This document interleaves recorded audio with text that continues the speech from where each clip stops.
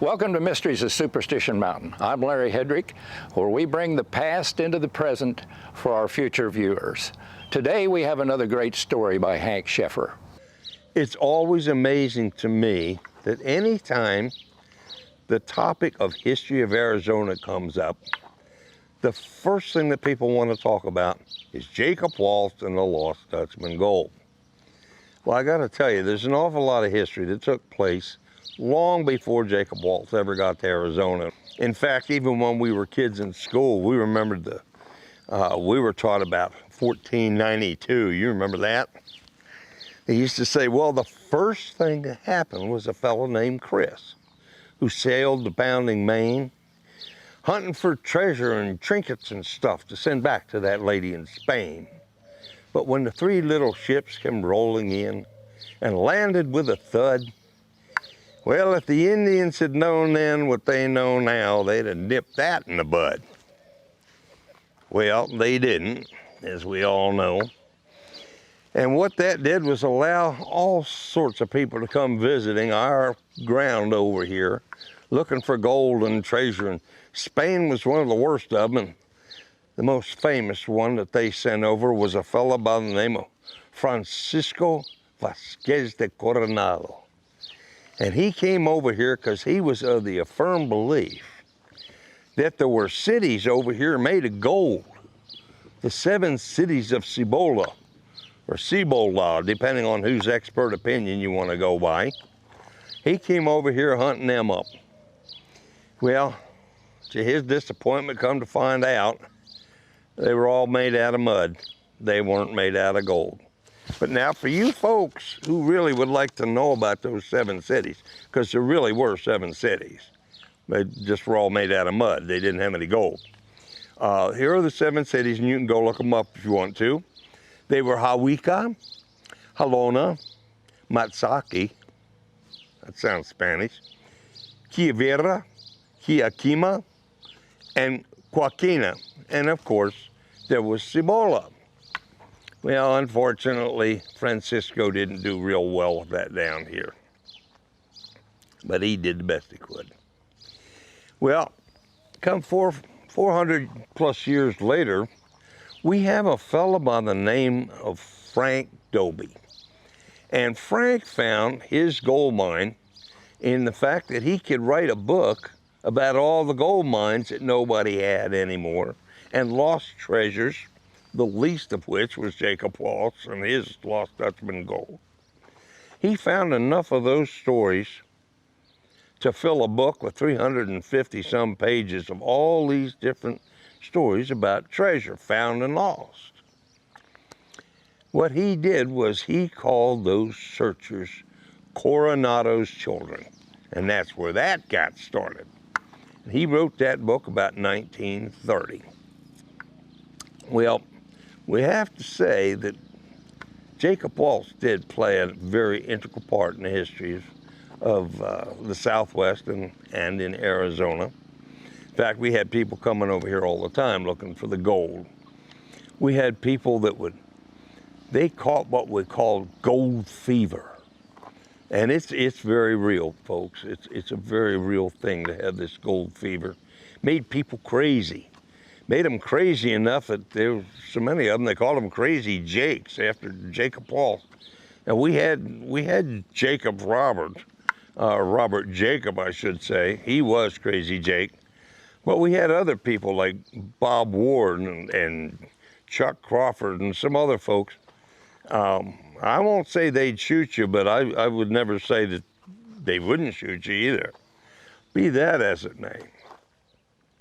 They were Crazy Jakes. What that meant was, if you were to go up in a mountain and you found gold somewhere, after they'd been up there all these years, they'd just as soon shoot you as talk to you because you were going to find something that quick that they'd been hunting for all those years.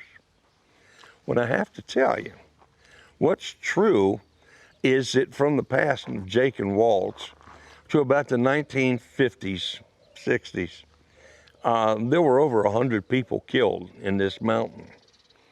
Part of the problem was not necessarily the Crazy Jakes, but people didn't take the mountain seriously. The Indians said it was the home of the powerful thunder god, who was the protector of all the sacred ground and the gold and everything else that was down in this mountain. And maybe he was the one that caused people to die. But there were over 100 people that did. And they continued to die. Well, we don't have the number of people out here looking for gold like we used to. But just less than a decade ago, we had a fella come over here by the name of Kenny Clark. And Kenny was a fella about 56 years old. He came over. Apparently, he was a pretty good hiker. But like so many others, he went to the ranger station, told him where he was going to go and supposedly how long he was going to be gone. And of course, all the rangers will tell you, no matter who you are, take water. Make sure you've told people where you're going, how long you're going to be gone, but take water.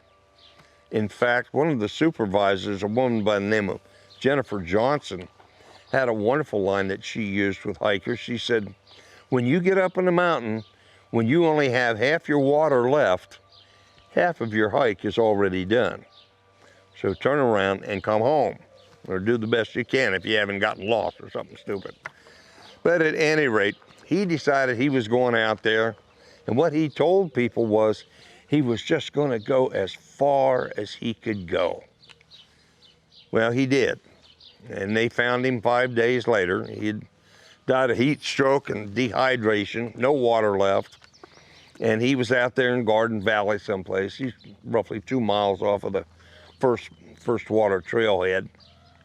And he was a very dead fella.